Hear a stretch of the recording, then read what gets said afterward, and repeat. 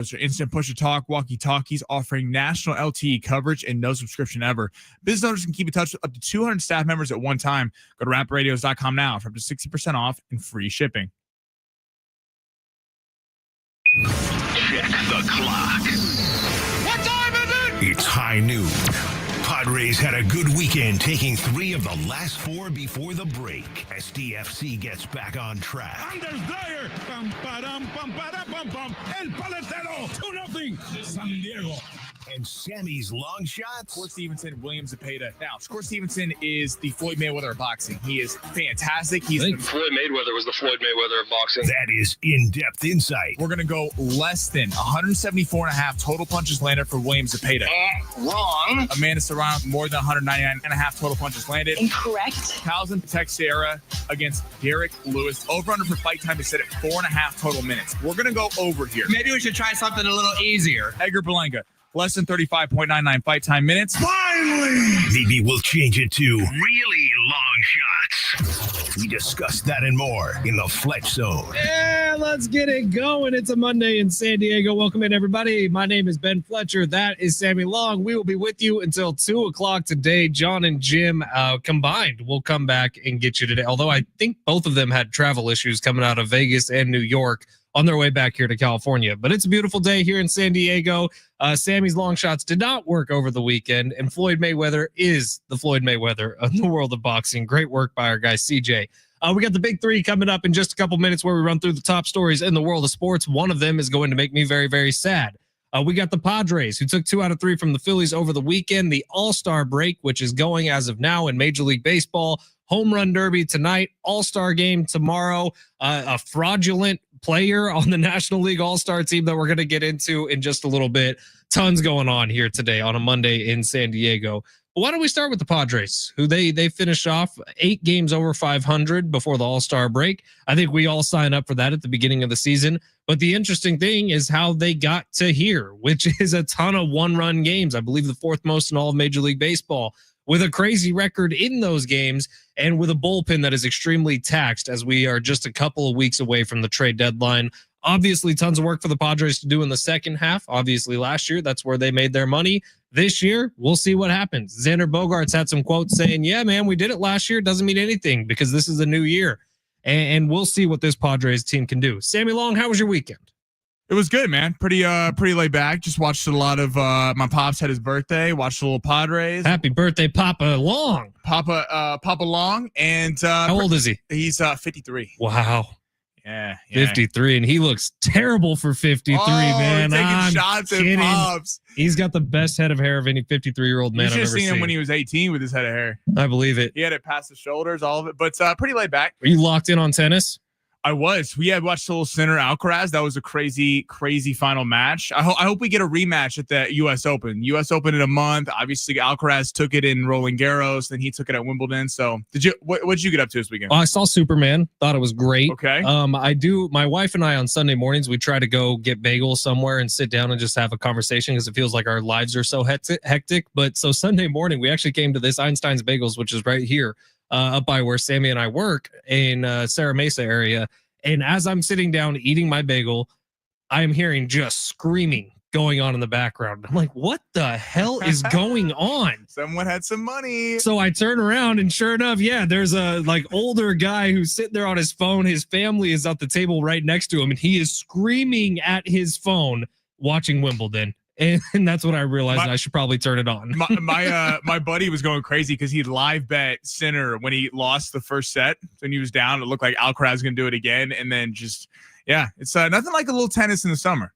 But Superman was awesome. I'll give a full review a little bit later on. I went and saw it yesterday. I thought it was great, man. Regardless of the reviews you see, it did great at the box office. Globally, I think it was like 217 over the weekend, which is just an outrageous number. I want a review from you because I don't take what the critics say into account in a superhero movie. Like, they're going to pan it regardless. Yeah. It's interesting because like you'll see a ton of people who thought the same way I thought, whereas like it's a fun movie, but then the Superman truthers out there hated it. Oh, they hated it. And if anyone has any sort of political lean in their day job, they have a strong opinion one way or another about it. I did not think it was a political movie whatsoever. If it was, it went all over my head, which maybe that's the case. I try not to really involve myself in that world. but I thought it was great. I had a lot of fun watching it at the theater. All right, we're going to get to everything today. We got to get to the big dumper. I know that's coming up in the big three. So, Sammy, why don't we go ahead and hit it? It's time for the top stories in the world of sports. What's up? Are you ready to start the most exciting week in the entire sports calendar? Is today one of the days, or is it Wednesday where we don't have a single sporting event? Yeah, it's pretty listen, we're getting creative, guys. So thank you for hanging with us. I think Wednesday and Thursday are the days where we don't have a single one of the big four. It's one of the only days of the year. I mean, what am I going to do for long shots? We got to get really creative. WNBA. Let's go. We're locking in. We're locking in. Sammy, smash the button. Your lunch break is here. Ready to go back to the office and knock the socks off your friends? I mean, coworkers. It's time for the top stories of the day. The Big Three. Yeah, we kind of are in the Bermuda Triangle right now, and I love it. I don't know. Home Run Derby's fun. If you want to watch the show, 2 ways for you to do it. On YouTube, at San Diego Sports 760. On X, at Fletch and Sammy. The YouTube link will stay live from noon all the way till 6 when John and Jim get off the air. Sammy, where we start in the big three? All right, Home Run Derby's always fun. I think for my money, I don't know how everyone else feels. I think the Home Run Derby's probably the most exciting event of any all-star level thing. Better than the dunk contest now. Dunk contest had its moments. The dunk contest would rival it. And the three-point contest in the NBA is fun as well. The problem with the dunk contest now is kind of every cool dunk has been done. Mac McClung is the problem with the dunk contest. Hey, he's working the G League up there in Philly. But anyway, all right. So let's look at the odds. I got him. I'm gonna pull it up in front of me. Cal Raleigh, though, the big dumper. Big dumper's got to be number one. Is the favorite to win it at plus 300. O'Neal Cruz right behind him at plus 310, followed by James Wood, former Padre. Is there anyone on this list that you think is not getting enough respect, or do you think this is going to one of the favorites? So I believe 7 of these guys, this is their first time doing the Home Run Derby ever. Matt Olson, who is replacing Ronald Acuna Jr., is, I believe, the only one in this Home Run Derby who's done a Home Run Derby before. I can read the entire odds as well. I just got them in front of me. So after Wood at plus 370, Byron Buxton's plus 850, Matt Olson, who you just mentioned, plus 950, Junior Camanero's plus 1,000, Brent Rooker's plus 1,000, and Jazz Chisholm was plus 1,500. I just have a quick question. To answer your question, the guy who's not getting enough love, I do think, is James Wood. His swing is sort of built for the Home Run Derby. I think he's going to do excellent tonight, and he's going to want to put on a show. But my question is, why are the guys who are really good at the Home Run Derby not doing the Home Run Derby? Like, where is Vladimir Guerrero Jr.? Is he hurt or something that I don't know about? I wish that the MLB would get that right. Like, where is Aaron Judge? Right, where's Shohei Ohtani? Like, some of these guys, where are? It would be fun. To be honest, where's Fernando Tatis Jr.? Why is he not in this? Or Machado? I guess Machado struggled to hit home runs early in the year, but we know Machado can hit homers. Like, it would be fun if we truly had a list of the best home run hitters in the sport. I get Cal Raleigh. He deserves to be there. The dude's been a monster this year. But why is Cal Raleigh the only huge brand? Like, yeah, it's funny. Outside of Cal Raleigh, James Wood's becoming a star. Matt Olson's a big name because he's been in the league a long time. And then Jazz Chisholm being a Yankee. Besides that, these aren't really like household names that the casual MLB fan would know. Yeah, I'm a little disappointed with this. Like, I honestly, I can't stand the Dodgers, but Teoscar Hernandez should probably be in this. Like, give us some juice to this thing. I am excited to see the big dumper go, though. He would be where my money's going. Yeah, I think Cal Raleigh, obviously, at plus 300. James Wood, I'm with you as well. I saw a stat that he actually hits a ton of home runs, but he doesn't get a lot of loft on his ball. And they're saying that in the home run derby, when he's going to be trying to hit it in the air, he could be nuking these things left and right.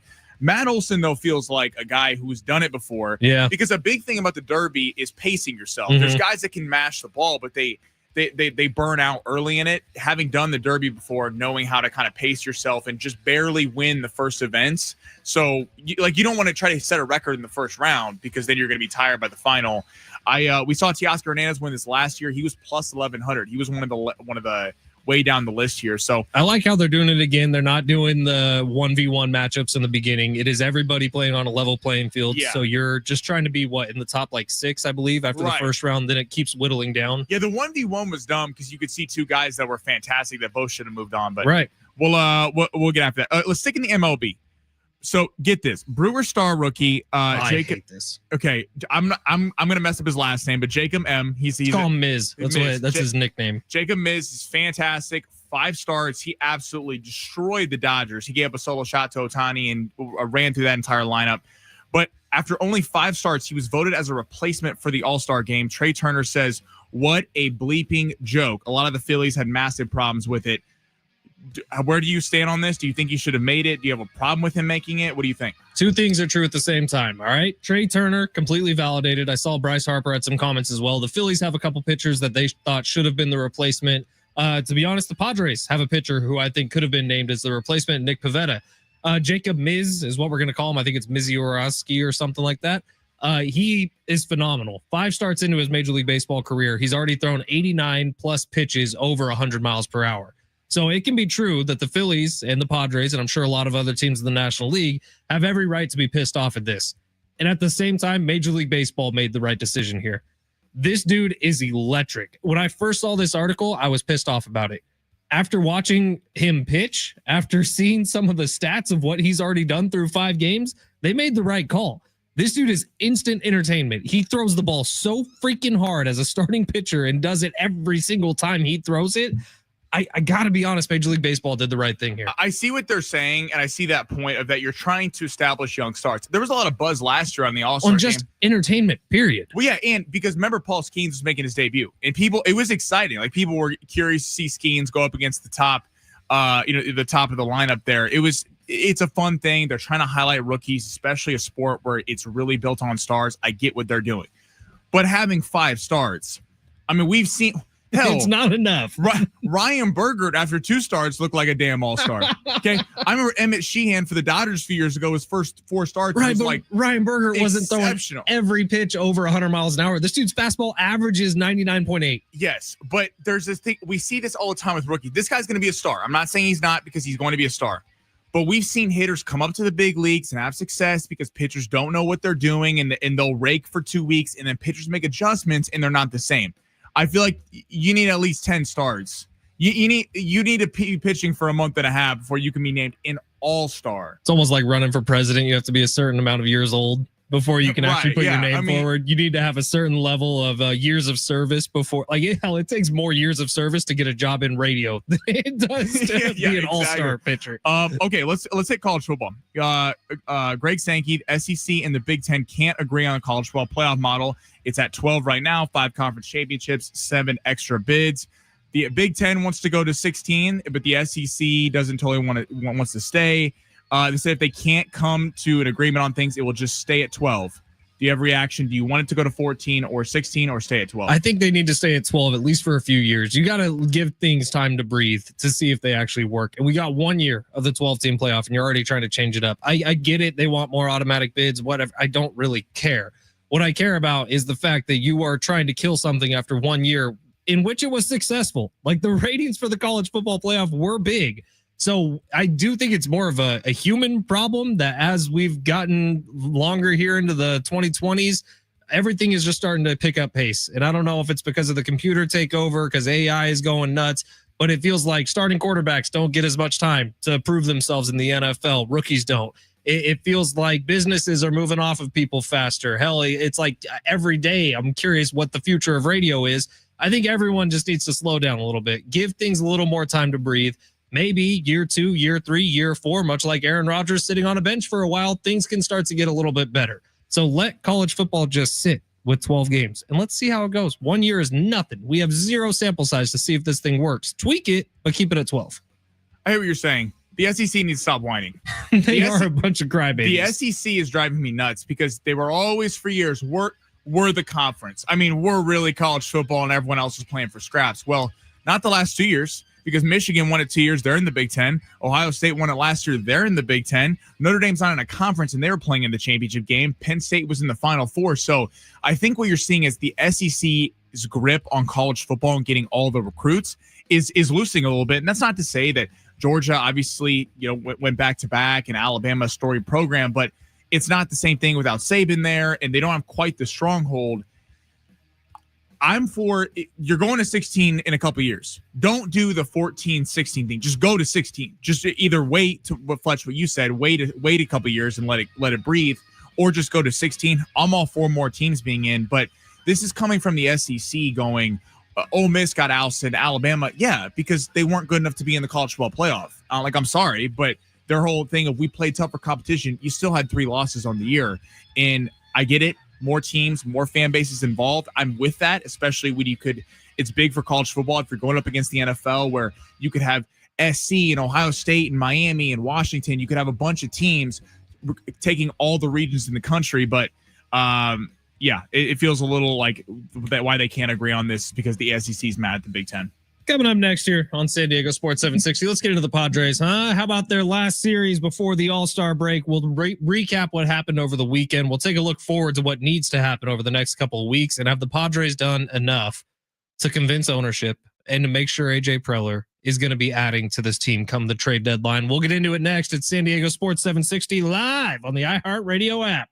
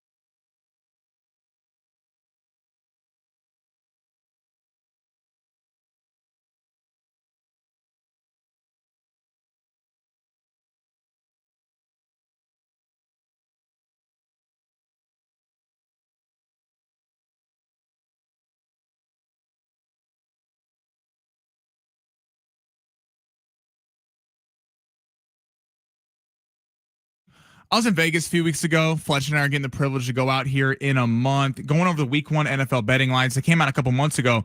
I already got my picks in, month and a half out, but I can't wait to start playing Circa Million, where you pick 5 games against the spread each week on opening night. Maybe you like Philadelphia to cover the spread against Dallas -7. Maybe you like Washington to pull the upset, or the Giants to pull the upset +6.5 at home against Washington. Maybe you think the Chiefs will continue their AFC West dominance over the Chargers, favored by 2.5 in Brazil, or Aaron Rodgers facing his old team, the New York Jets, favored by 3 on the road.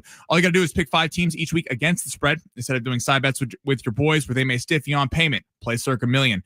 We also understand if you're busy and don't have time to pick 5 games against the spread each week, this is where Circa Survivor comes into play. All you need to do is pick 1 game each week. Once you burn a team, you can't pick them again. It's $1,000 buy-in. You can get 10 friends for $100 each, or you can just go all in yourself with the grand. Fun thing about doing with the friend group is that one person gets to make the pick at the end of the day. And if they're wrong and they sell everyone, you get to make fun of them for the rest of the year. Take all the pressure off you, play Circa, and win your money now.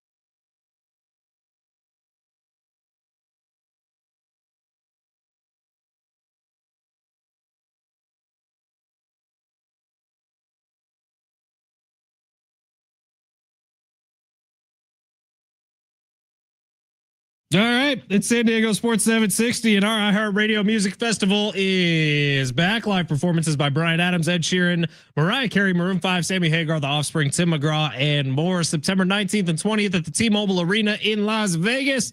2 nights, 1 stage. Buy tickets now at AXS.com. Get them now before they sell out. Hey, if you're just tuning into us for the first time, we appreciate it. Thank you for trying us out. My name is Ben Fletcher. That is Sammy Long. You could listen to us here on AM 760 or on the free iHeartRadio app. Any way you find us, we are glad you are here. Hey, have you not heard that song, Peaches? I've never heard that song. I've heard Peaches by Jack Black in the Super Mario movie. No, it's a great song. It's a 90s song. By their name of the band is the Presidents of the United States of America. It's really good. Is all I can say about that. They were on a lot of substances when they wrote that song. And you could probably find it on the free iHeartRadio app. Go take a look. Exactly. You can probably listen to it. You can look it up right after our show. You can be like, what's that song that Sammy was talking about? Peaches. Peaches. By the Presidents of the United States. States of America. What did you smoke today, dude? It's a great song. I don't know. People hit the text line 70470. Start your message with team. Please tell Fletch that's a great song. I'm sure it is. People know this song. Sounds amazing. I do have a question that I want to throw out to the text line as well. And Sammy, you as well. I have a duffel bag, imaginary duffel bag, right here in my hands. Okay. There's $55,000 of cash in this imaginary duffel bag. I'm going to set it right here on the table, and you can come and grab it anytime you want. But if you do grab it, there is no NFL season in 2025. Nope. No one will know you grabbed it. Nope. No one will know you took it. Nope. $55,000 tax-free. No. Sitting right here. No. No, thank you. 70470. Start your message with team. Like, think about what you're doing by taking that money. I get it. You're like, that's fantastic. I get 50 grand, but then I'm bored. I'm not having fun while everyone else is going out to bars, watching games. Everyone's like, no, there's no NFL season, period. For everyone. See, that's selfish to take that then. That's not $100,000. No. $200,000. You're making this hard now. No, because if it's for everyone, if it's just I can't watch it for like no. $1 million. For if no one in America can watch the NFL. Correct. That's not there's no season. No, that's not fair. $1 million. That's not fair to everyone else. $1 million. I'm about our listeners, Fletch. $1 million. So no one in America can watch the NFL. There is no season. It's not no one can watch stupid. it. It's just gone for 1 year. First off, if you're smart, you would dangle it out there and then try to get people to pay you to watch the NFL season. You probably make like $1 billion. But I wouldn't do that because I'm generous. All right, text us 70470. Start your message with team. Let's go with the original number, $55,000 sitting right there, duffel bag. No one's gonna know you took it. You just take it, and then the flip gets switched, or the switch gets flipped. You're That's selfish how you talk. if you take that, listeners. Would you take the 55 grand and make sure there's no NFL season in 2025? I think I'm on Sammy's team. I think my number would have to get up to around 200. Then I'm taking it. But that's just disrespectful to everyone. Yeah, but it's also 200 grand. Yeah. No, I'm about the people. I'm a man of the people. I bet you are, presidents of the United States. All right, Padres here. They do win their final series heading into the All-Star break. We're happy about that. 2-3, or would they take 2 out of 3? The bats seem to be coming alive. Yesterday, there were some bizarre errors that led to the Padres losing another 1-run game. But they do seem to be going into the All-Star break in a good headspace, in a good groove before they hit the second half unofficially of the season. Last year, they hit the All-Star break, and they were right around 50-50. They were right around 500. This year, they're 8 games over 500. The second half of the year last year for this basically same Padres team with just a couple different names, couple different faces, went on an absolute tear, was the best team in baseball for the entire second half of the season. Now, that came with some help, right? What is AJ Preller and the Padres going to do this year for help? Because I do think this team needs it. They need it in the form of maybe another bullpen arm, most likely another catcher, and probably a left fielder and a bat to add to the bottom of this lineup. How different are the last 3 positions on the bottom of this lineup going to look in just a couple weeks' time? I think we talk about that next. It's San Diego Sports 760. You're listening live on the iHeartRadio app. Padres talk coming up next.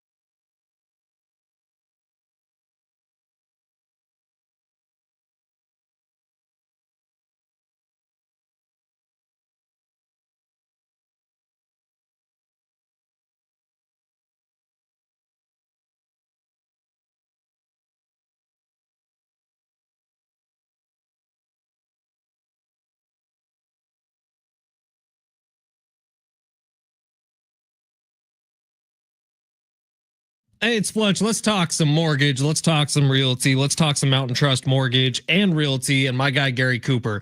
If you ever walked into a room and realized you're just being fed a bunch of BS, have you ever walked into a room and then left more confused than when you started, when you went there for a specific reason? That is the opposite of the feeling you get when you walk into a meeting with Gary Cooper. You are walking out of that meeting educated. You are walking out of that meeting with Gary Cooper's degree in loanology, because he'll talk you through every step of the process. He will make sure that you have a full understanding before you walk out those doors. Call my guy, Gary Cooper, today, 858-376-1299. That is 858-376-1299. Look, your house, your mortgage, it is the biggest investment you will ever make in your life. And it's something even more importantly, it's where you're going to raise your family, where you're going to be the majority of the time. You want to make sure you don't get screwed on that. So call Gary Cooper today, 858-376-1299. He's got a way of talking you through things. He's got a way of making sure you understand all the gimmicks and all the smoke screens that mortgage companies and real estate companies will try to put up to force you to end up spending more money. Gary Cooper will not do that. In fact, Gary Cooper has a stack of papers on his desk showing you exactly how other companies do that. And Gary Cooper will talk you through and make sure that you are saving the most amount of money possible when dealing with your home purchase, which is the biggest investment you'll already make.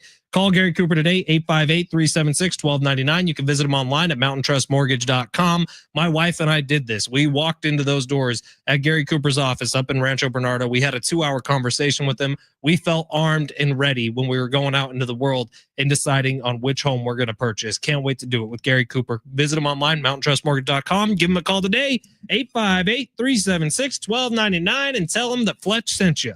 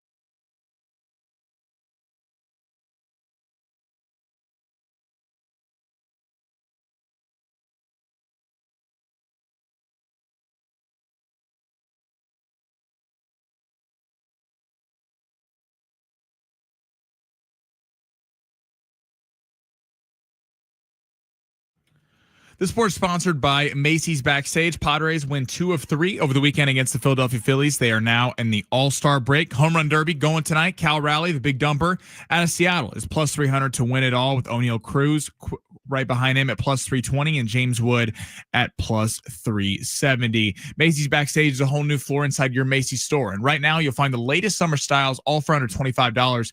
With new arrivals every day, you never know what amazing deals you'll find. So don't wait. Find a location at macysbackstage.com.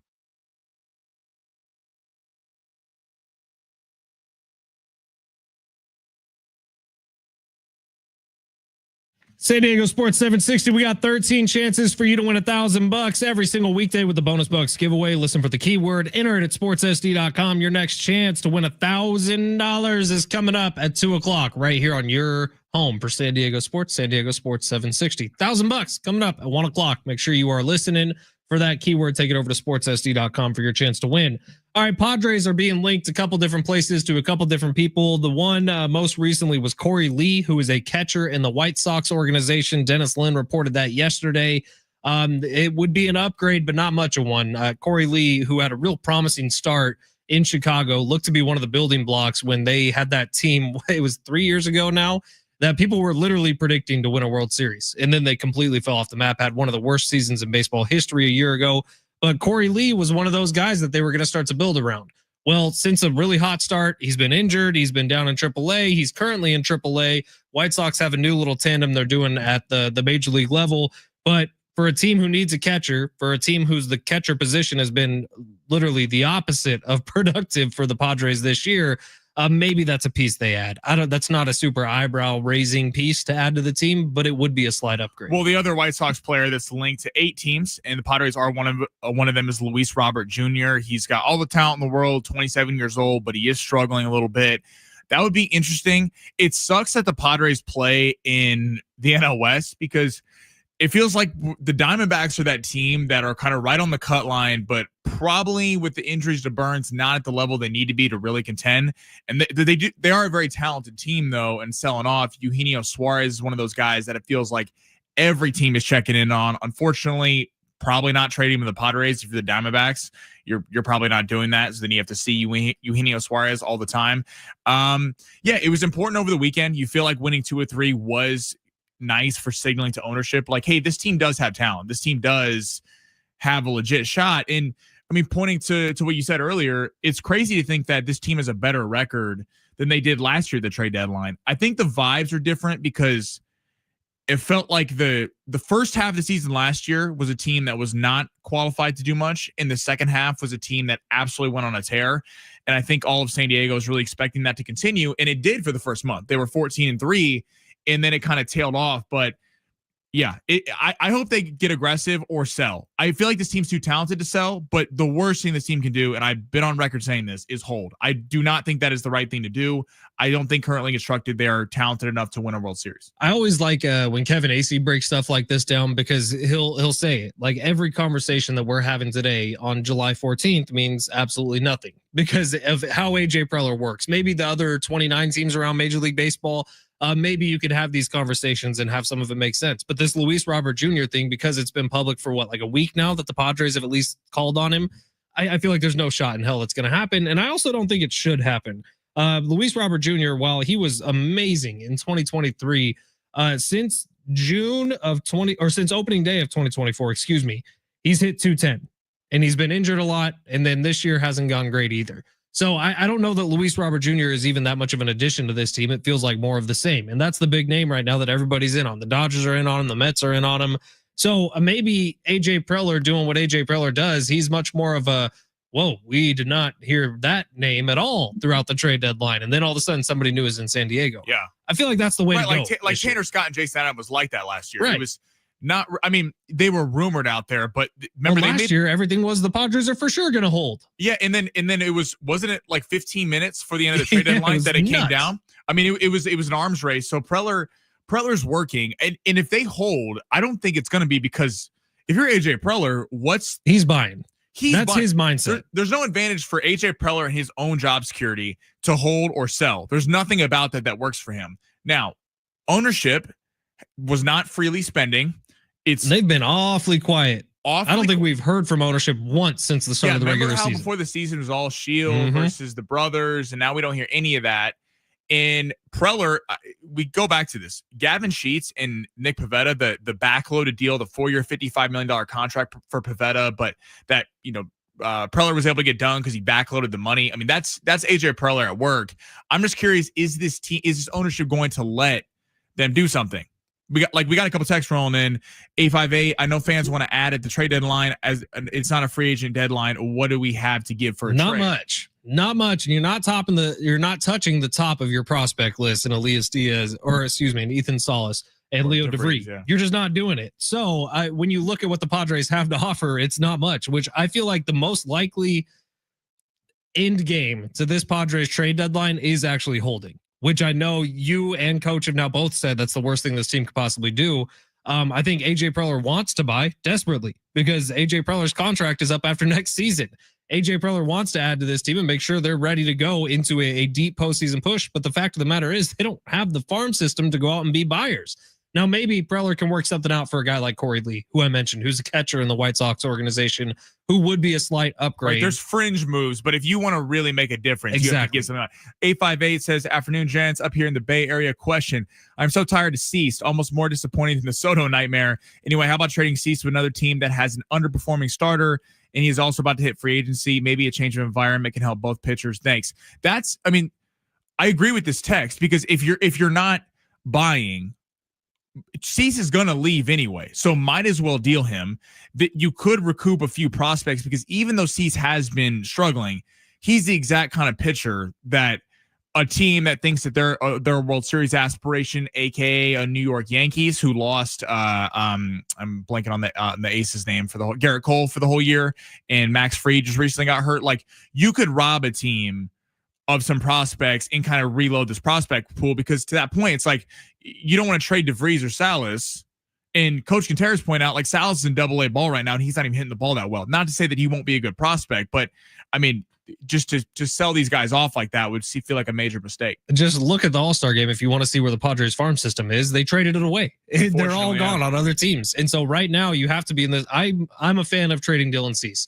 I like Dylan Cease a lot. I liked him a lot last year. I thought that this year was going to be a huge year for him. It hasn't been that. So Dylan Cease, the guy, yeah, you could think he's a great guy, but he's kind of sucked for the Padres. So at this trade deadline, maybe it does make sense to just move Dylan Cease, bring in some prospects, maybe one big league ready guy, maybe one guy who's got a bat for the end of the lineup that could do something. And maybe it's a catcher, maybe it's a left fielder. Who knows? Padres need to do something. Well, because and to the Cease end, you're getting Musgrove back next year. So you're adding a pitcher into the lineup hopefully you're adding Michael King back in a week. Hopefully you're adding Michael King back in a week. And even if you trade Cease, I don't think that's like selling the season, because it's not like Cease has been good. It's not like he's the one. Like, if you were trading Nick Pivetta, that's not happening. They just signed him. I'm just saying that would be like you're selling the team. He has been an ace for you all season long. Cease, if we weren't going off name recognition alone of Dylan Cease and the fact that he has been a big time player at big time different organizations, we would be like, this guy sucks. And I personally like Dylan Cease. I think he still has some stuff left, but trade him now before you lose him for nothing. The unfortunate part about Dylan Cease is he looks like a guy who's about to go on an absolute tear in the second half of the season, because all of his starts, all of the things that Padre fans are so mad about, usually it's 1 or 2 innings. Like, if he can get that figured out, because when he is unhittable, he is unhittable. The dude's got stuff like no other.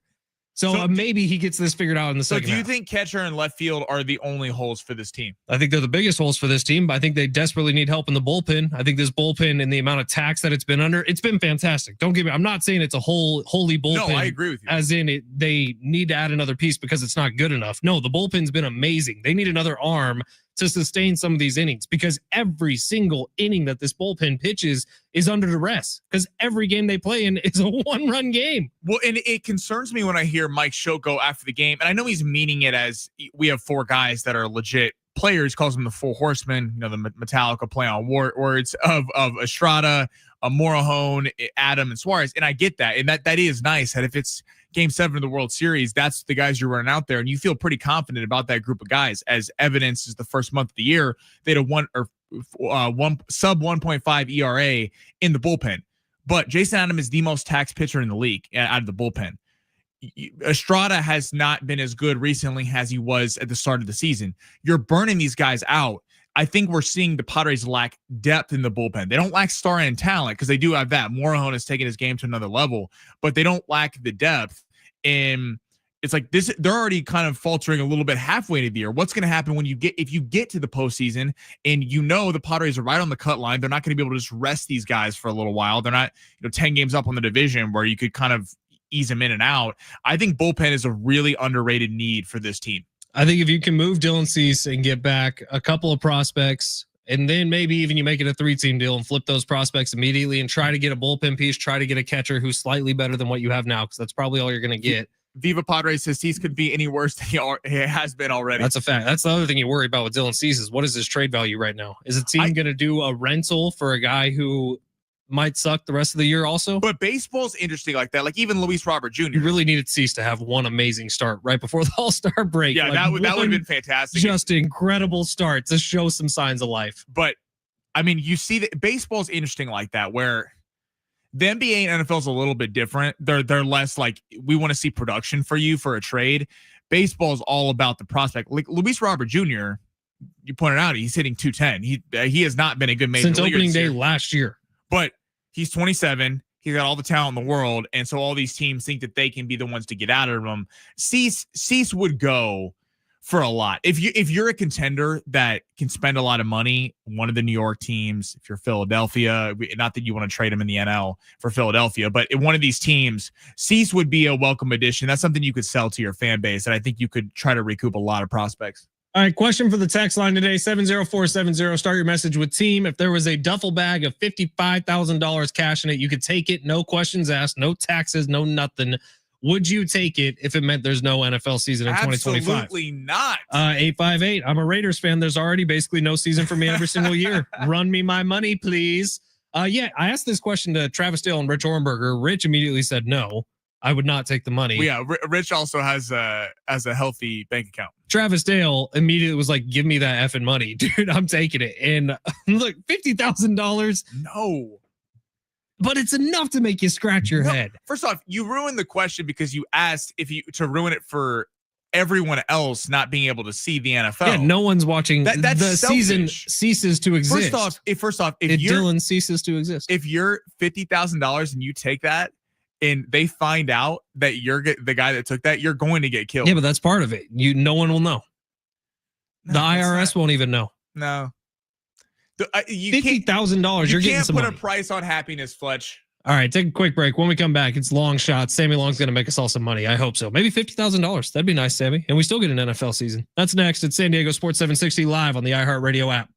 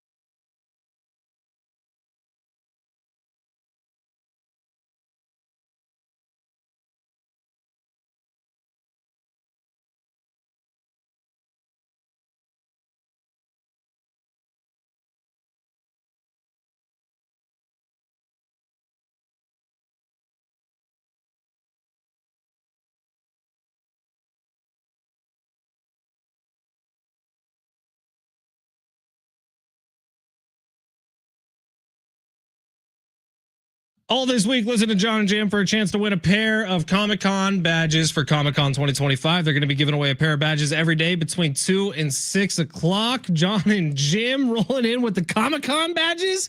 Who do you think's more interested in Comic-Con between those two? Jim Russell, not even close. The dude's a Star Wars freak. Do you think that John even knows? John doesn't watch movies. You know this about John. No, I know that. I'm saying, do you think he could even name one event going on at Comic-Con? I mean, could you? No. Yeah, so I mean, that's not the craziest thing. I'm sure Jim has passes already. I'm sure he's figured it out.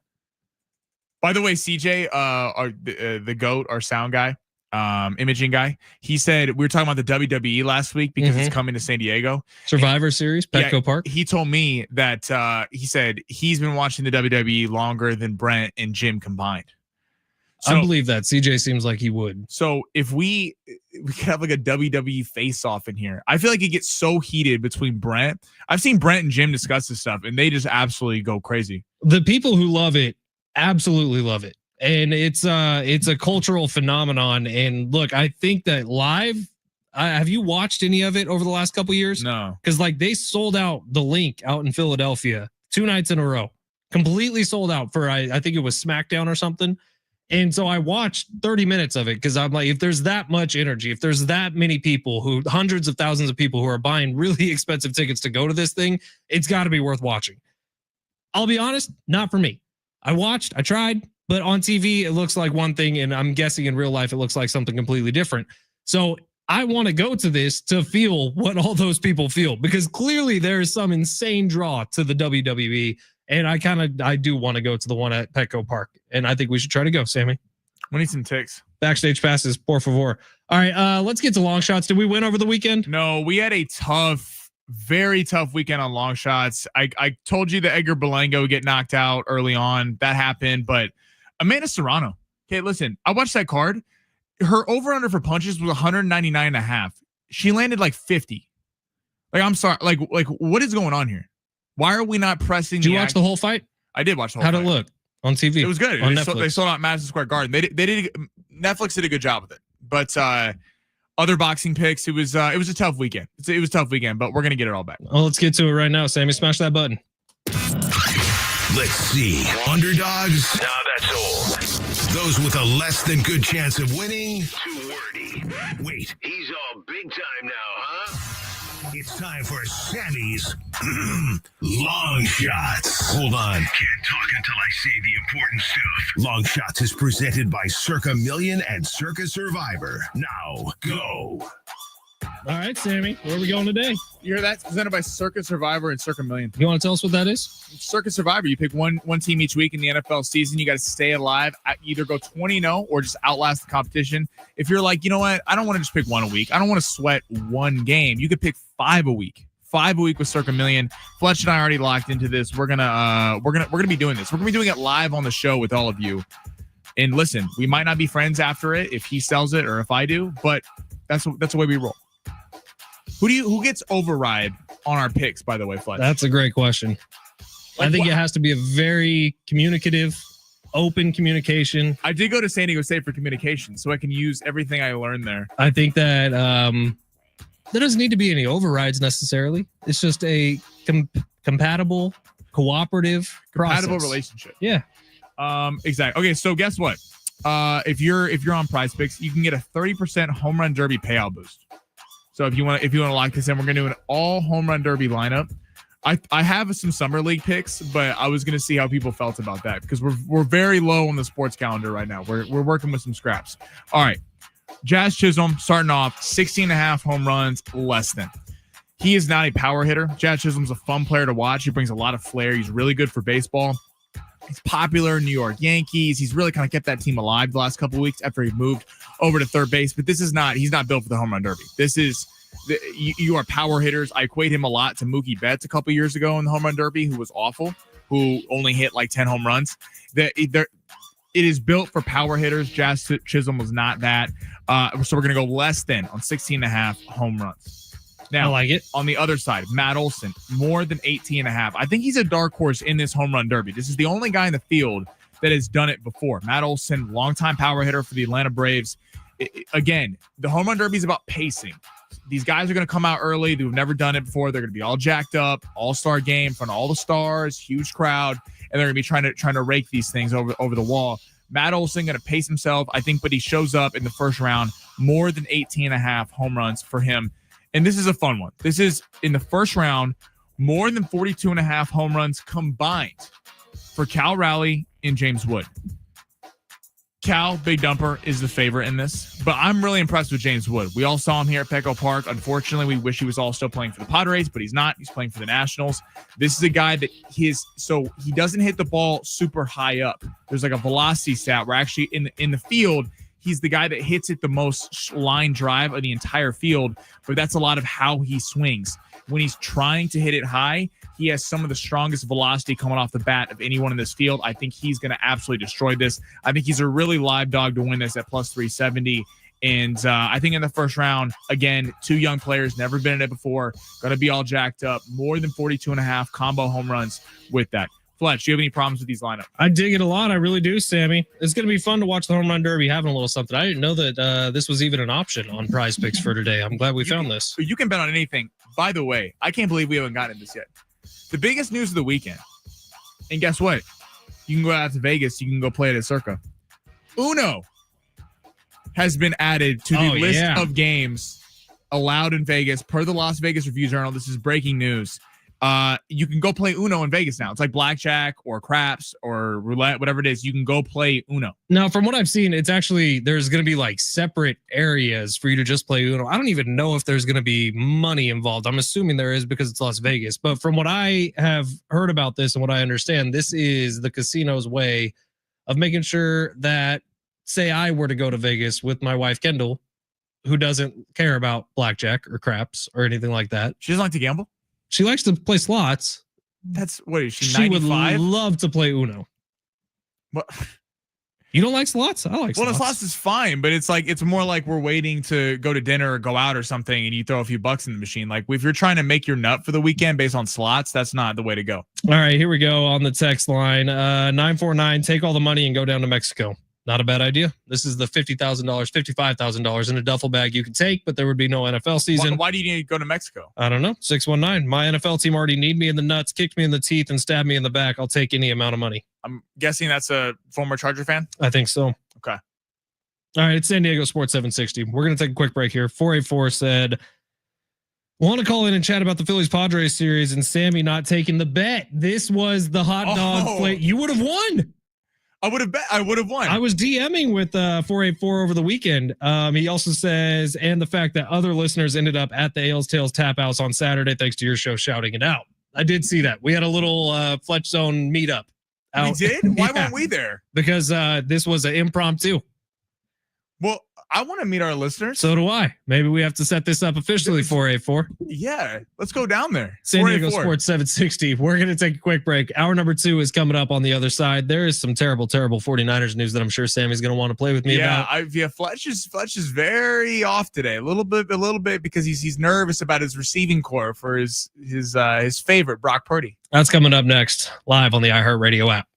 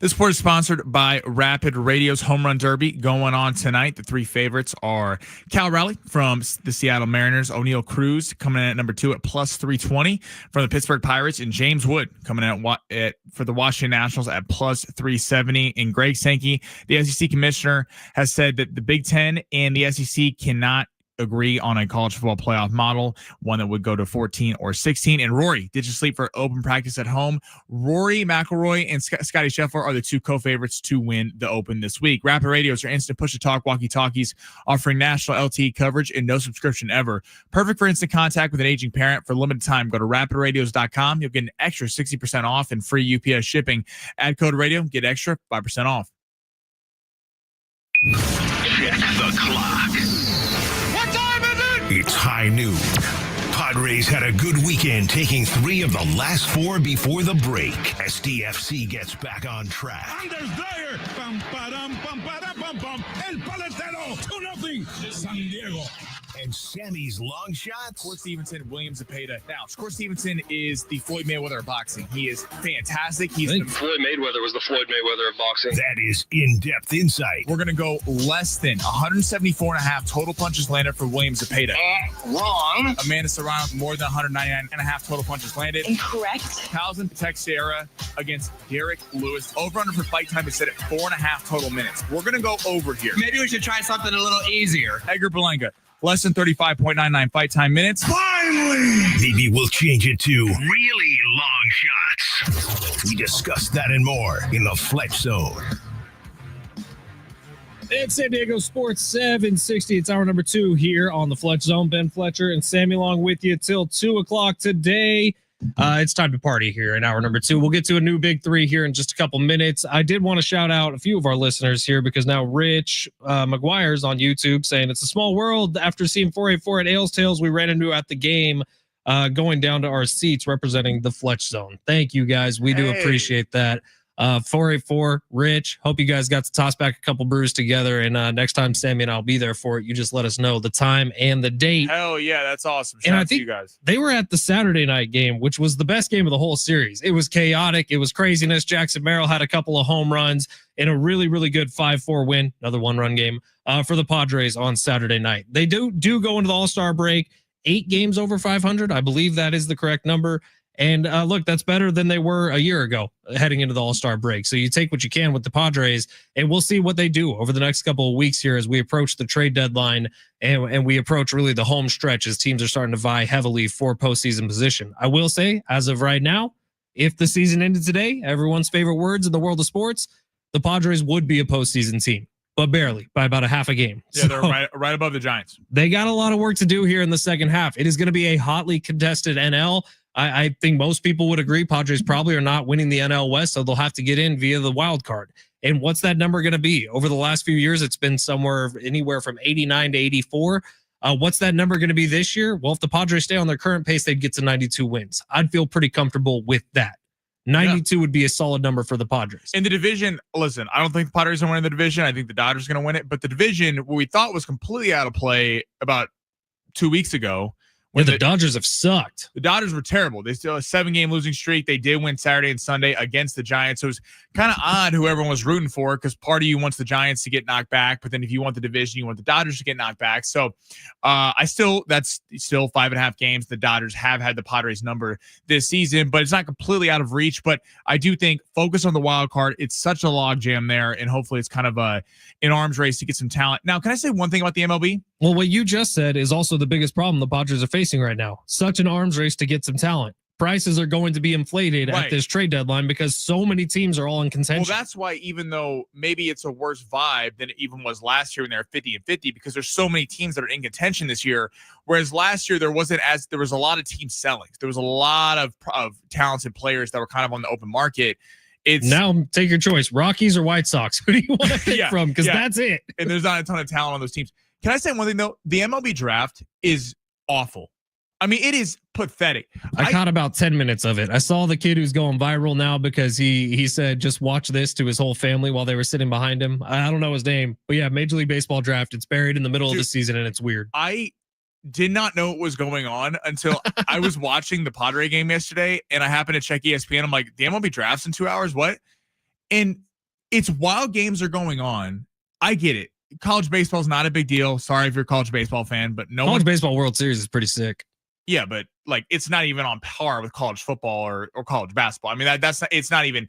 Most people don't know the prospects. You don't know the players where you've seen them for years. So I get it. And they're going to come up in 3 or 4 seasons, so it lacks some interest. Where in the NFL, that's why, and the NFL draft's the best because they're playing next year. I mean, you're going to see these guys on the field helping your roster the next season, but it's just funky. There's no buzz with it. Like it was kind of like this should be a draft. Any draft should be a fun thing. And I turned it on for a few minutes and I was bored and flipped it off. You might have just said this, so sorry. I was reading something on my computer, but I think the biggest issue with Major League Baseball draft is it's people you're not going to see for 5 years. Is that what you just said? Yeah. Okay. Yeah. Like that's the thing is people, unless you're like completely tapped into. It's like without a Bryce Harper leading your draft, there's no real reason to even pay attention to it. Because right, most likely whoever the Padres draft isn't going to be on the team by the time they get to the big leagues. Paul Skeens was an anomaly because he was a guy that was so good that came in after a month of his rookie season.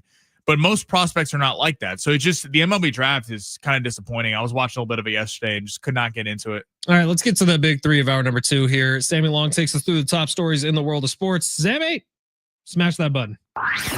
Your lunch break is here. Ready to go back to the office and knock the socks off your friends? I mean, coworkers? It's time for the top stories of the day. The Big 3. Sammy, coming up in about 10 minutes, I have a question for you. See how tapped in you are in the nature of what's going on surrounding the world of sports, but not in the world of sports. Well, I'll ask you that in about 10 minutes. Okay. Philosophical, deep question. That's what we get into here on the Fletch. It's a question I can only ask during this 1 week. Okay.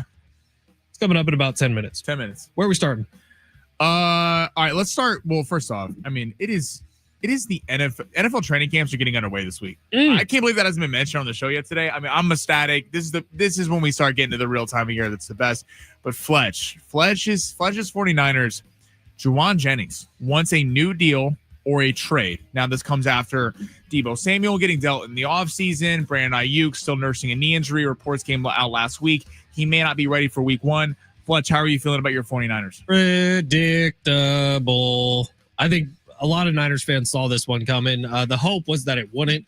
Juwan Jennings has been like the ultimate team guy the last few years. He's the wide receiver that Kyle Shanahan uses in his offense to be the blocker. He's the lead blocker on a ton of runs, and he's done a great job of it. And then last year with all the injuries, with Ricky Pearsall starting the year injured and out, with Brandon Ayuk getting hurt early in the season, Juwan Jennings stepped up and became a legit wide receiver and was the best wide receiver for the 49ers essentially all of last season. Everyone saw this coming. He signed a 2-year deal worth like $15 million. Everyone knew that wasn't going to be enough. So he's only slated to make like $5 million this year. I think that's the number.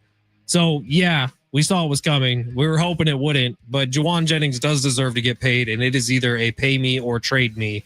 And I don't know what the Niners are going to do. Yeah, I mean, I wouldn't think it's the worst thing to trade him in terms of Pearsall did look good last year. I do. I love Juwan Jennings, and who knows what loser Ayuk is going to be this year. Yeah, I mean, this is like Brock Purdy. It's your show, man. I mean, this is like we're gonna see, and maybe he comes out and he shuts people up like me who doesn't believe in him, and he's fantastic, and he can do this with less resources. Jason McIntyre has Brock Purdy as a top 10 quarterback. That's all I need. Love J-Mac. Yeah, because J-Mac's been right on so many predictions. J-Mac's my favorite. Didn't J-Mac say the Chiefs are gonna miss the playoffs? I'm a J-Mac stan, baby. Let's go. Yeah, he hates the Chiefs. This is the thing. It's his show. That you lost Deebo, and people are going to say Deebo wasn't very good for the Niners last year, which is true. You're probably going to lose Juwan Jennings. Let's see if he can make it work when he doesn't have one of the most stacked rosters in the NFL. The defense took a hit with Hufanga and Greenlaw out, so we're going to see if they're still at the same level that they were at. Fletch, I don't mean to depress you, but I don't believe it. I don't see it from Brock Purdy. That's just me. I know we differ on that, but listen, it's Brock Purdy's show. What does everyone in denial always say? It'll be fine. Look, it'll be fine. Don't worry. Christian McCaffrey just said yesterday he's the most healthy he's been in 5 years. Yeah. Brandon Ayuk is coming back eventually. It'll be fine. Trent Williams is feeling great heading into this season. All right, this is kind of a psychological question as well. Oh. So Sinner beats Alcaraz at Wimbledon yesterday. In sports such as golf, tennis, boxing, UFC, where it's one person competing at every level, is it better to have one person dominate the sport, i.e. Tiger in golf, where you ran through it for a whole decade, and go for records, or is it better to have multiple winners, new winners all the time with lots of young, fresh talent coming up? All right, let's think about this. So tennis, you've had the Serena era, you've had the Venus era, you've had the Nadal era, the Joker era. Federer, absolutely. In golf, the Tiger era is really the era. I mean, I guess you go back before that, the Jack Nicklaus era was pretty great as well, but who was even around for that? Were TVs even around? Kidding, obviously. But then in boxing, Muhammad Ali's era, Mike Tyson's era. In what other sport did you just mention? UFC. Conor McGregor had the biggest era. Ronda Rousey even had a little bit of one too. I think the individual is always going to be more powerful for the sport. If you have the one superstar that on the court and off the court is a cultural impact. Tiger Woods was as big a star off the court as he was on. You need that in these individualistic sport. However, once you bring the people in, like Tiger brought a bunch of people in, now all of a sudden golf becomes more and more popular and you can start to get attached to other personalities. UFC, since COVID, has gotten more and more popular because you start to attach yourself to storylines. I think that there's a blend of two worlds here because the one is important for getting all the eyeballs right away. The hope is that that's the fish bait and you catch a whole bunch of fish. I'm split on this because when you have someone chasing dominance and greatness, it depends on their personality because everyone needs a villain. Tiger didn't need Phil. You need someone else. Federer needed Nadal and Djokovic to compete with that. You need people with big personalities. Floyd Mayweather is a prime example of this. People either loved Floyd or they hated him. There was no. He needed Manny Pacquiao. People bought his fights because you either loved Floyd and you wanted to see him win, or you wanted to see him get knocked out and you wanted to pay $100 because even if you spent $100 after $100 year after year on fights, at one point you're going to get that glorious moment where he gets knocked out. He was undefeated. The UFC is interesting in this regard because Conor McGregor really had the ascension of the UFC. COVID, they started earlier. They got really popular over the first couple of years, 2020 to maybe 2022, 2023. Recently, we've seen it's a massive sport, but a little bit of a downturn in terms of where are the stars. McGregor's not there anymore. John Jones is retired. Now he's unretiring, but he doesn't fight frequently enough to be a star. Alex Pereira suffered a loss. Where are the young blood, the young stars that are coming up in this? I think in a case like golf, like Scotty is fun. Like Scotty chasing records and chasing greatness, but then he has Rory as well. I think look at tennis, Carlos and Sinner. That's becoming a fun rivalry that people are like, hey, I might not watch tennis, but I want to watch the final of Sinner and Alcaraz because this is history being made. I think you always need a villain to whoever it is. I just got called a casual on the text line talking about the UFC from the 858. Jesus, Fletch, you just used Ronda Rousey and Conor McGregor as the face of UFC eras. What a casual. Should we talk some GSP, some George St. Pierre? How about some Anderson Silva, some Cale Sonnen? Yeah. Chuck Liddell, great pull. Tito Ortiz. Yeah, we could just go older, but I think Conor McGregor absolutely is the biggest face that the UFC has ever had. 100% is an era of the UFC. He is the era of the UFC. He took the UFC from literally a fan or a sport for just diehards to the casual American fan. You got one more we could squeeze in? Let's go back to there's a big college football story. So Greg Sankey, SEC and Big Ten can't agree on a college football playoff model. 12 teams now, 5 conference champions with 7 at-large bids. They can't come to agreement. The SEC won 16 teams, and the Big Ten's kind of back and forth. They won 14. So where are you at on all this? Do you think, I know you kind of mentioned earlier you wanted them to kind of wait a few years, but do you think that adding more teams might solve the fact that there were massive blowouts in the first round of the college football playoff this year? I just think we're too fast to change things right now. And I don't think that we need to add anything as of now. Let it breathe for a little bit, see if it gets better over the next couple of years. They're going to tweak it for sure. I think what we talked about, reseeding needs to be added to this. So you get into the postseason, whether it's automatic bid or whether you earn your way in, and then it goes through another seeding process. That would make this better. But keep it at 12. Let it sit. They're moving to 16 eventually anyways. Just for now, don't do anything to it.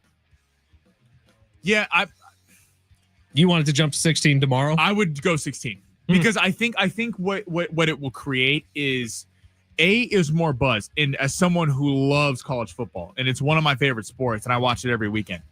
It does when it was 4 teams, certainly when it was 2.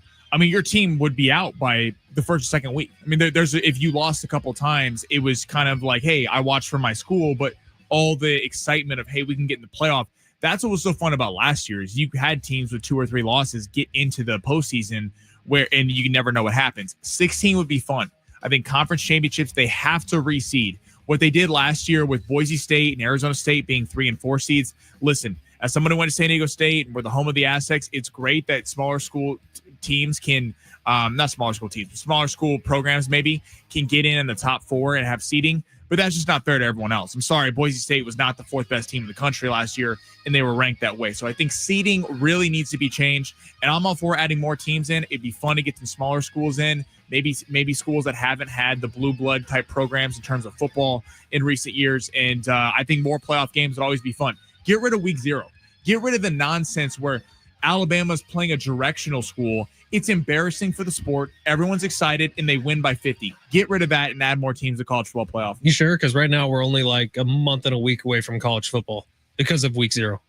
Well, we'd be a month and 2 weeks away. Me, I'd keep week 0 and I'd add all the teams. I'm just saying if because of the amount of games, we need to cut one down, I'd have it on the back end. Yeah. All right, that's fine. All right, San Diego Sports 760. Take a quick break here. On the other side, question for Sammy to see if he's in tune with what's happening in the world right now. Maybe the most famous person ever, and I don't think Sammy knows his name. That's next. San Diego Sports 760 live on the iHeartRadio app.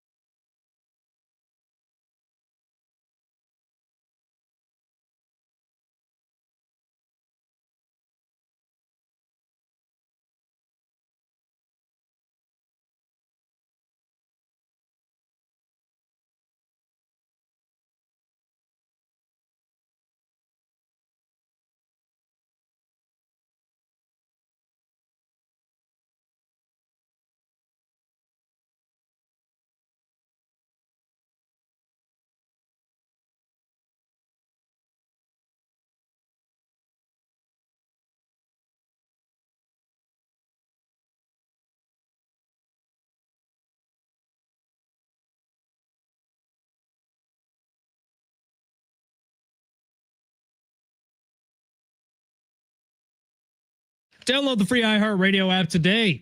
Super simple to do. Just go to your app store, search iHeartRadio. It'll be the first one that pops up. Download that. And then once you're in the app, search San Diego Sports 760. Add us to your presets. Make us number 1 on your presets.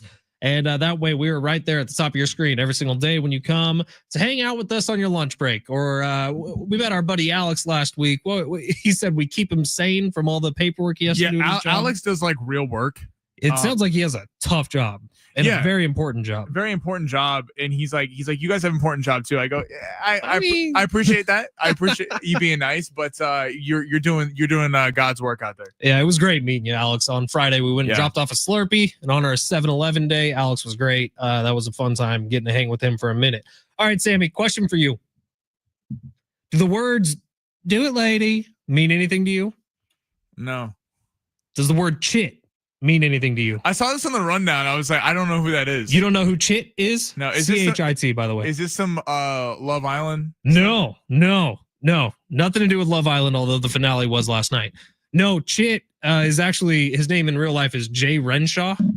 Renshaw. He's like a up-and-coming comedian / actor at the Groundlings in LA. And he has developed this character, Chit, and they release episodes Monday, Wednesday, and Friday on TikTok every single week. And all of a sudden, it's become apparent that it has completely missed Gen Z entirely. But millennials are eating this thing up like nothing. Okay. So anyone who is like 29 and older is all about Chit. Anyone who is 28 and younger has no idea this even exists. Yeah, I don't even know who this is. This has infiltrated every single thing on my cell phone. Chit has become the most famous person in the world to me. What are you talking about? I'm not. Who is this for? I'm not making this up. I'm curious. Text line 70470. No one starting knows message who with that team. is. Have you guys seen Chit yet? It is like office style comedy sketches that this dude's releasing 3 times a week. It is the funniest thing going on the internet right now. I've now seen every episode, watched way too much of it. It has had me rolling on the ground laughing. Okay. It is shot very. Tyler says Chit is hilarious. Thank you, Tyler. There's one. Who else is some Chit? I'll check fans it out. here? I've never heard of this dude before. Do it, lady. I'll text my boys and see if they know. Dude, Chit is hysterical. You spend 20 minutes of well-earned time watching all of his sketches over the last few weeks, but he just sort of burst onto the scene out of nowhere. You know what I spend time? I'm kind of like a heroin addict in terms of not heroin, but chiropractor videos. Ew, I can watch chiropractor videos and Dr. Pimple Popper all night. That's the difference between Gen Z and millennials, I think. Dr. Pimple Popper? I love that stuff. Dude, like, can they get blackheads out? Ooh. And then, like, what's that one cyst they have? I don't know. I won't watch. That's the fastest scroll of my lifetime. I feel like I can do it. I've watched so much. I feel like I could operate on someone. Dude, no. You know, I see these people that go in there to Dr. Pimple Popper and they're like, you know, I've had this on me for 45 years and I've been scared to get it taken off. I go, if that thing is on me, it is getting cut out tomorrow. Okay. We are getting immediate surgery. Tell me, people like Dr. Pimple Popper. You're the only person that doesn't like. No, I know a lot of people like. My wife loves Dr. Pimple Popper. I can't. She tries to show me these videos, and then if she sees anything pop up on my body, she has to go into full surgeon mode. Yeah. 858 says Kale Sonnen is the GOAT. Thank you for putting respect on his name. I love Kale Sonnen. I've actually gotten to interview him one time with Big Rich and TD, and Kale Sonnen. He had the sunglasses on. He was in his persona. He was promoting some. What's the one right down from UFC? It's not UFC. Oh, it's the PFL. Maybe. I think it was the PFL. They might have had a huge event here in San Diego. I can't remember if it was PFL or one of the other leagues, but Kale Sonnen was on the call for it. And so he came on our show beforehand. And of course we asked, how long would it take for you to beat all 3 of us just in a room? 20 seconds. He said less. And he said, first I would kill the big guy. Yeah. Talking about Rich. He said, yeah, the actually, other 2. Yeah, that 20 would be too generous. That'd be like 10 because he'd take you all out with one shot. He said it would take 7 seconds. 7 seconds. To put all 3 of us down. He gets you with a nice roundhouse kick right upside the head. And I don't like, I think Travis asked the question. I think that's how it went. And I was like, this is the dumbest question ever. It would take a millisecond for him to tear through all 3 of us and I'd be running away and he'd still catch me. Yeah, he'd catch you. You're not getting away from him. Dude, Kale Sonnen is a beast. He's one of the funniest dudes ever too. I think he does such a good job when he's ever on any sort of broadcast or anything. All right, let's see. San Diego State, we got a couple updates here. So the schedule has come out for that Players Era tournament for the basketball team. Mm-hmm. And San Diego State, I like this a lot because this is going to be a tough early test for San Diego State, who's getting Oregon and Michigan in the first 2 days. This is the days leading up to Thanksgiving, and I'll get the exact order for you right now. But they, day 1, San Diego State is going to be playing against Michigan. It's a 10:30 p.m. Eastern time start, so 7:30 here. And then Tuesday before Thanksgiving, San Diego State will be playing against Oregon, also in one of the late windows. And then depending on how they do, they're either playing on the Wednesday or on Thanksgiving Thursday, just depending on how the bracket shakes out. But Michigan and Oregon right off the bat, they played against Oregon in this last year, remember? That was one of their early season losses. But in this same tournament, they played against Houston, and that was the game that ended up getting them into the NCAA tournament a year ago. Yeah, I remember we had the football team was playing at Snapdragon, and I was engineering the game, and everyone was watching it on the video board. And everyone went nuts when they won. Yeah, I like these Thanksgiving tournaments. It's kind of this fun. One is just getting so unbelievably massive. Like last year was big. This year they've upped the number of teams, and just listen to some of the teams that are involved here. These are a lot of them are going to be top 25 teams next year. Tennessee, Rutgers, Baylor, Creighton, Kansas, Notre Dame, St. John's, Iowa State, Houston, Syracuse, Oregon, Auburn, Alabama, Gonzaga, Michigan, San Diego State, Maryland, and UNLV. That is a stacked preseason. Tino in there. Kansas got the number 1 recruit coming to them. It's a non-conference tournament. This is chaos. Yeah, that's going to be fun. That's how you drum up excitement for college basketball, because a lot of people don't pay attention the first little bit of the year because there's so much going on with the NFL.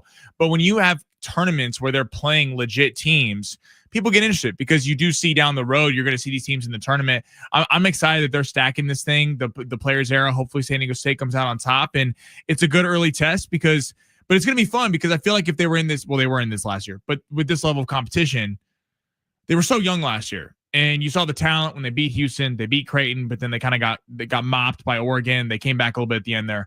But this year it's going to be fun. I mean, Bird's back, Guas back. You got Latrell Davis coming. You got the kid Newman, the point guard. I mean, there's a lot. How much is DeGorvo playing? Honestly, like I don't think I could put together a starting 5 right now. I wonder if Guas going to go center. There are some serious questions that need to be answered before the start of the season. Like one of those guys you just mentioned might take a redshirt year. It's too crowded.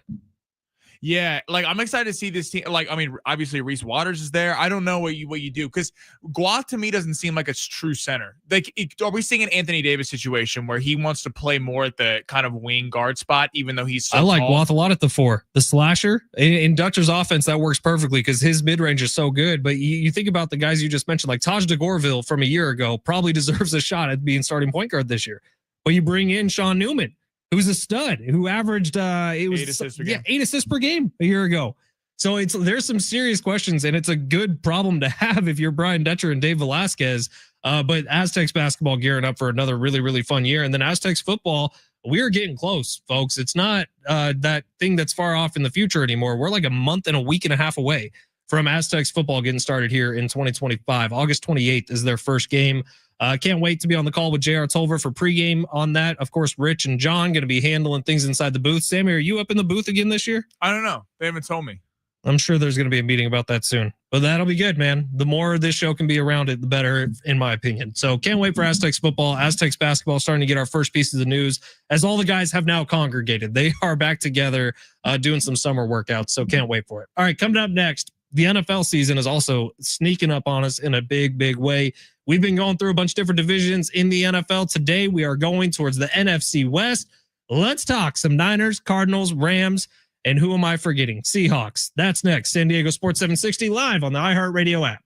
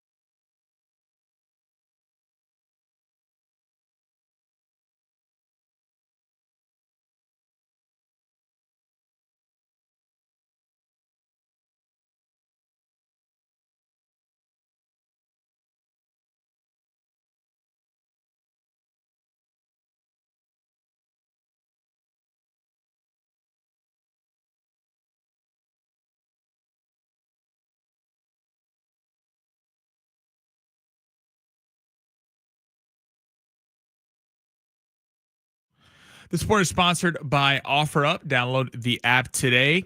The Home Run Derby is going tonight. Cal Raleigh, who's hit a record number of home runs for the Mariners this year, is the favorite at plus 300 to win it. O'Neal Cruz follows at plus 320, and James Wood plus 370 for the Nationals. And breaking news out of the NFL, Garrett Wilson has signed a 4-year contract extension with the New York Jets for 4 years, $130 million, and $90 million guaranteed. Sure, a box to bring you a couch, but we'll make sure it fits in your space. Maria, though, who sold you her couch on OfferUp, helps you measure and helps you move it. Download OfferUp and discover life outside the box.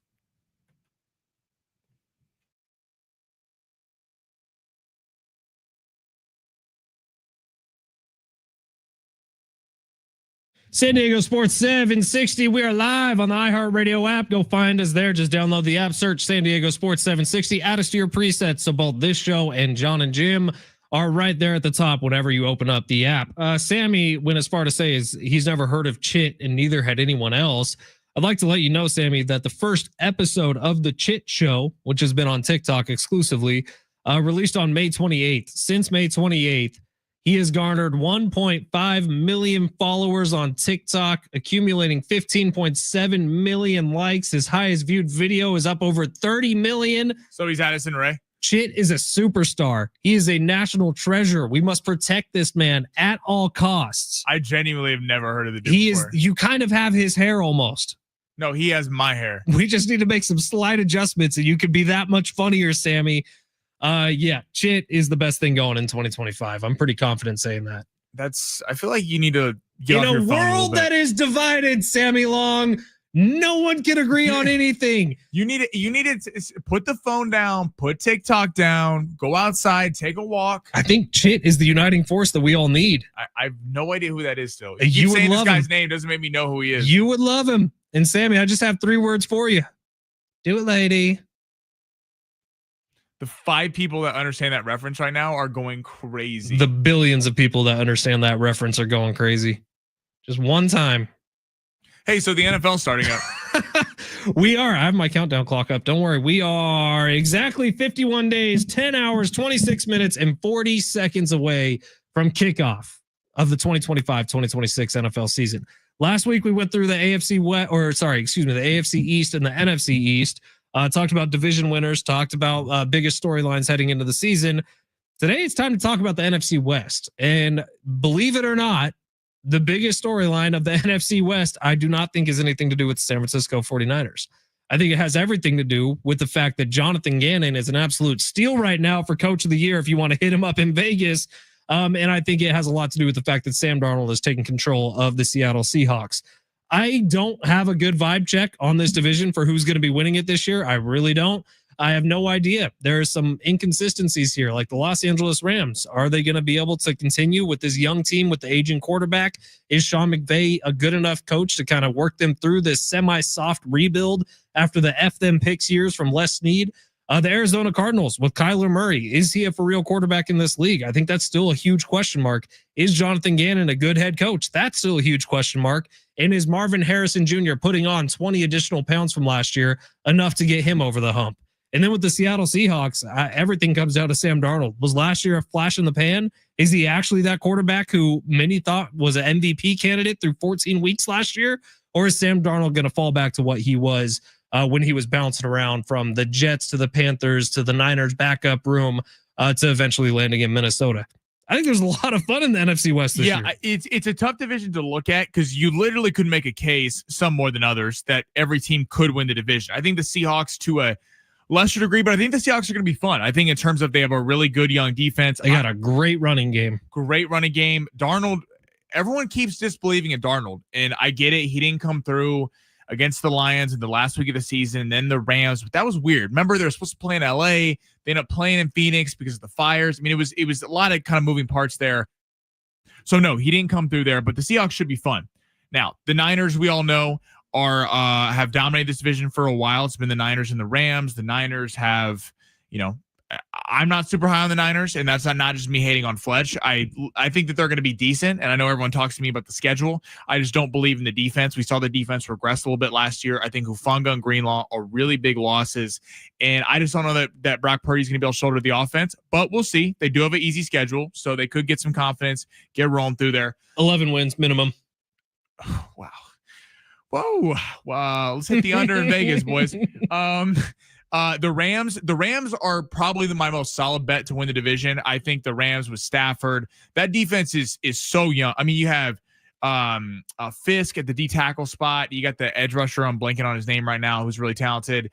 Really good kind of young defense there. And then you still got, all the receivers between Puka Nacua. You add Devontae Adams, Kyron Williams back. That team feels like they've really done the rebuild right. And I mean, let's not forget, they almost beat the Eagles. I mean, if they don't get that sack in the last play of the game, Jalen Carter, I mean, they could have beat the Eagles, beat the eventual Super Bowl champs. The Cardinals are interesting to me, though, because the Cardinals are a team that I feel like we could be talking about as a team that really leaps this year. They were solid last year. The defense, everyone thought last year was going to be abysmal, but then they were actually not terrible. They weren't good, but Budda Baker and that defense was solid. Fletch, you pointed out Marvin Harrison Jr. had some problems out there. Kyler Murray is like, I know everyone hates on Kyler Murray, and I'm sure he must not be like, I'm not calling him not a great guy, but people don't really defend him. I just don't think he's very likable. Yeah, like he's strange with the media. He kind of has RBF resting bleep face. And I mean, I think a lot of people look at his measurables and are like, this guy can't be a quarterback. I like Kyler Murray. I think he throws one of the prettiest balls in the NFL. It's weird how he went from like the next young quarterback when they were the number one seed in the NFC a few years ago to fell off the face of the earth. And some of that is to his guys don't come out and support him. So I don't know if it's all the stuff's true about how he doesn't study. They had to write in the contract that they needed him to literally sit down, not play Call of Duty. But if you look at the Cardinals on the field, Will Johnson could be the steal of the draft. This guy's a top corner out of Michigan. He was going to be a top 5 pick. He had knee injuries. He fell all the way to the second round. They got a really nice young pass rusher at the top of the draft in the first round. So there's a lot of talent there. Trey McBride is probably one of the most fun young tight ends in the game. This is a tough division. I don't really know how I would handicap this division. James Conner still the running back out in Arizona? Yep. I like James Conner a lot. Of all running backs in the league last year, he was only behind 1 or 2 in terms of explosive runs. Like he was the shocker of the name at the top of the list because Saquon Barkley was up there. The young gun out of, I'm blanking on. No, but James Conner, I think is a really solid running back. Had a nice year last year, and we'll see if he can continue with this offensive line. So as someone who you're a Niner fan, obviously, realistically. And I'm not going to kill you if you think they're going to come in first. That's fine. But where do you see? How would you predict this division right now? Seahawks in last. That's the only one I feel confident. Yeah, about. I think so too. And I really don't know. Like the Rams have a lot of unanswered questions for me. Is Matthew Stafford going to be the guy we saw most of the regular season last year? Or is he going to be the guy we saw in the postseason, which was actually pretty damn good? Is Sean McVay good enough with this young roster? I don't know. Like it's really young defense. They need a lot of maturing in year 2. I actually really like the Cardinals and how they're set up heading into this year. I do think the Niners are going to win this division. I swear I'm not just saying that. I actually do think that with the schedule that they have, I think Brock Purdy's a lot better than a lot of people think he is. I'd like to say I'm qualified to say that. I've watched every snap of his career. I don't think he's the biggest problem on the Niners. Last year it was special teams and defense. I think they took strides to fix that, mainly bringing in Robert Saleh, who I think is one of the best defensive coordinators in the league. So if I had a gun to my head right now, I'd probably say Niners. But I could make a case for the Niners, the Rams, and the Cardinals all to win this division. Yeah, I would go Rams right now. The Niners are interesting to me because I think the Niners season's really, and this is not taking shots, this is being genuinely serious, is going to go, the first month is crucial for them. I know they have a soft schedule because if this thing goes off the rails, if they start off poor, if they start off this, I feel like the amount of money Purdy Shanahan might get fired halfway through the season if they start off bad. Like that's exactly. And if they start off well and they're humming and Purdy's living up to the contract and it's looking good and it's looking like you kind of got some of the excess off the team and Debo and some of these guys, I get it. You also did, to be fair to your Niners, cut a lot of guys that Greenlaw, who's massively injury prone. Hufanga's dealt with injuries. So that's the thing. People kind of point to those 2 guys not being on the defense this year like it's going to be a negative for the team. They weren't on the defense last year. They were both hurt the whole time. Yeah, I just think that like McCaffrey's health is a big deal because he's claiming he's healthier than he's been in 5 years. Because when Shanahan's running that offense between a run first, run zone scheme, it's lethal, and he can out scheme a lot of guys in the NFL. The whole NFC is odd to me because I don't see a team. I'm going to give it to the Eagles because they won the Super Bowl last year, but I don't see a team that's like so much better than everyone else because I feel like they definitely hurt defensively a lot of the time. They're in the offseason. The Rams feel like a team of kind of the sexy sleeper Super Bowl pick that everyone's kind of buying low on. And everyone else is young. Like Washington should, like, if you're going off, should they keep going up? Yes, but they're dealing with Terry McLaurin, and we saw a second year regression from CJ Stroud, so that could happen to Jaden Daniels. It feels weird to pick like the Bears or somebody who hasn't done it, even though they do look like they're getting better. In Detroit, I don't know. It's an odd conference to me because you don't have the elite level quarterbacks that you see in the AFC. Have you watched that show, Quarterbacks? I watched the first episode. It's really good. So was the first episode the one where Jared Goff and Dan Campbell on the sidelines were talking through going for it on fourth down? No. So I saw that clip. That's the only thing I've seen from the show so far. And I think that tells you everything you need to know about Dan Campbell as a human being and as a head coach. Detroit's here to stay, dude. I know I give Aaron Glenn a ton of credit for the culture that's been built in Detroit, but Dan Campbell's just a bigger part of it, if not bigger. And the way that he has that team completely bought into what he's saying, it's almost a little culty. It's almost a little weird, but I think Detroit is an absolute power in the NFC. I was surprised. I know you haven't watched it yet, but the first episode, they kind of get into the whole, because the Rams played the Lions in the playoffs the year before, and then they opened the year with them, and that kind of both games were really good. And Goff got pretty honest. I was surprised how honest Goff was about the trade, and basically talking about how he felt betrayed. There was that whole thing. Remember McVay and Stafford were vacationing in together, Cabo, right before he got traded, and then all of a sudden he's kind of dumped. And he said they didn't talk to him like, hey, we're shopping you, none of this stuff. And to your point about Campbell, he kind of talked about how, I mean, he was kind of down in the dumps, and he got the call from Campbell and Brad Holmes, the GM, and he kind of like reinvigorated himself. It was a lot of shots at the Rams. I'm kind of curious how. I'm excited to watch because the two of them don't seem like they would go together. Jared Goff is very mild mannered. He's very boring as an NFL quarterback. Well, yeah, he's like a SoCal kid. Like he's very like not very Midwest. And Dan Campbell's the complete polar opposite. He's the most intense human being in the NFL at this exact moment. And so I'll watch the first episode tonight, maybe the first couple, and see what that's all about. But Netflix has quarterbacks out now, and I would like to watch that to get ready for the NFL season. All right, coming up next, we're going to close out the show and get you ready for John and Jim. Have a couple more thoughts on the Padres heading into the All-Star break. We got to make some picks, Sammy. Home run derby picks tonight. Who's winning this thing? Is it the big dumper? Is it the Padres ex left fielder who would have been great on this team this year? Oh. Who's going to win this thing? That's next. San Diego Sports 760 live on the iHeartRadio app.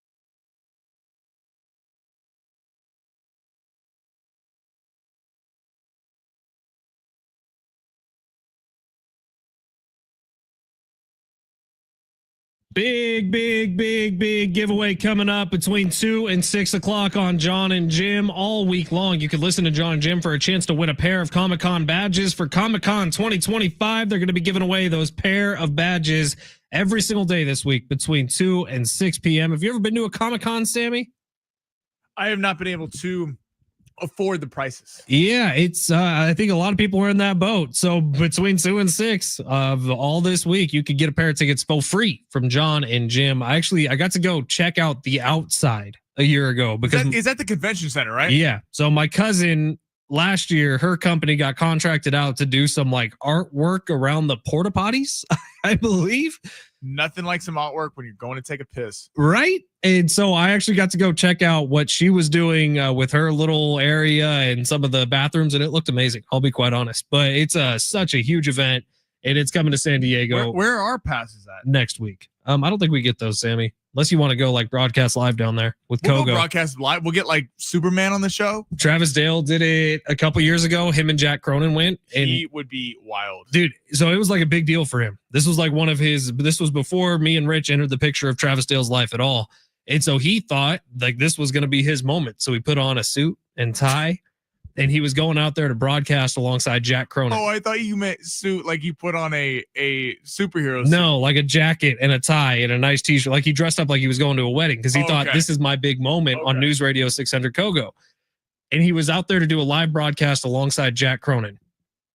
Jack Cronin shows up fully dressed in Jedi garb, has the perfect timing. But Jack Cronin showed up as Obi-Wan Kenobi. Oh, did he have a saber? He had everything. He had the full hood, the whole cape, everything. He's like, he should have went. TD should have been his manager. Like TD should have been Chewbacca. What a wasted opportunity, dude. What? Yeah, that's a good Chewbacca. Actually, thank you. One of my weird talents. Is anyone in this cluster going down broadcasting live? I don't know the answer to that. I know I'm not. I'm assuming you're not. I think we would know about it by now. Hey, listen, this could be our campaign now. We could dress up. We should dress up as like suits, and then we'll get just random people off the street and interview them. 949 Fletch, are you having Love Island withdrawals? No. Last night was the finale. That's not, you're not asking. You said is having Love Island withdrawals with all your Chit commentary. Dude, Chit is fantastic. I just sent you one of his videos. Chit has nothing to do with Love Island. Love Island has nothing to do with Chit. Chit is completely separate. That's just a recommendation I'm giving out. If you want to laugh, go check out Chit on TikTok. They release new episodes. You're like this guy's PR manager or something. He doesn't need me. They have skyrocketed up all the charts.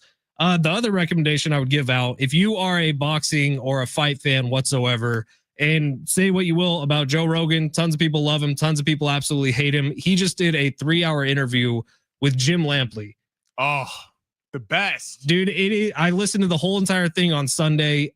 The stories that those two guys are going back and forth with about Muhammad Ali, that was mostly from Jim, about Mike Tyson. It is just such an insight to the world that nobody really knows everything about. Boxing is such like a guarded secret of how they make the matchups, and Jim Lampley for decades had a front row seat to this with HBO. And they get into the day that HBO lost boxing. And that was the day that boxing really started to take a turn for the worse. And it's a really, really great listen. You can find it on the free iHeartRadio app. I highly recommend it. Lampley he did the fight, the Berlanga Shiraz fight. He's in talks to be the voice of the Ring magazine. So Turkey Al Sheikh, I think he's gonna do all the big events. Dude, you hear that voice, the passion he talks about boxing with. It's such a good. Again, it's like 3 hours, but it's fantastic. I highly recommend it. He talks about the upcoming Crawford-Canelo fight, and he talks about the fact that Canelo, how impressive he is through this point in his career.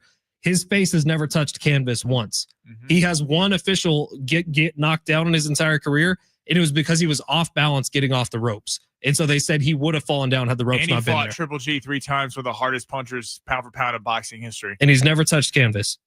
I mean, that's going to be an incredible fight. That's in September. Yeah. September 13th. Well, I'm starting my campaign now to be out there for fight week, Fletch and I. That'd be great. I'm in. You know where we go stay? Where is it? It's at Allegiant. Oh, nice. First fight card at Allegiant Stadium. They're going to try to sell Dude, out. That place is amazing. I went for Morgan Wallen last year. I went to the Raiders opening game there. Oh, that's cool. Of the way to one up me, dude. What's your Did you say way to one up you? What? No, totally not. No. What's your picks for the Derby tonight? I don't want to say it, but I'm going to say it. James Wood is winning this thing. You got James Wood. I think the only way he doesn't is if he burns himself out early. And honestly, I'm rooting for James Wood. It's not his fault the Padres traded him. Yeah, I mean, he I'm sure would rather be in San Diego than Washington, D.C. Everybody in the country wants the big dumper to win, and I get that. Cal Raleigh's been the best story, but when the entire public is one way, what do, Sammy? We fade the public. Thank you. Fade the public. Cal Raleigh's not winning this thing. I think I don't want to piggyback you. I like the James Wood selection. Matt Olson, if we're talking about value, if you're betting this thing tonight, if you're talking about value at plus 950, this is the only guy who's done the Derby before. Yeah, but he's 31 years old. Okay. And yeah, he's done it before, So but he hasn't. Shohei Ohtani and Manny Machado. He hasn't done well in it. There's something these young guys are going to burn. I'm worried that Rowley and these guys are going to burn themselves out early. That's what I'm nervous about. Like Chisholm, their swings are not built for that. This is a stamina competition. All right, John and Jim are coming up next. Good work today, Sammy. We'll see y'all tomorrow. I'm Ben Fletcher. That's Sammy Long. John and Jim got a pair of Comic-Con badges to give away on their show. Find out all about it coming up next on San Diego Sports 760, live on the iHeartRadio app.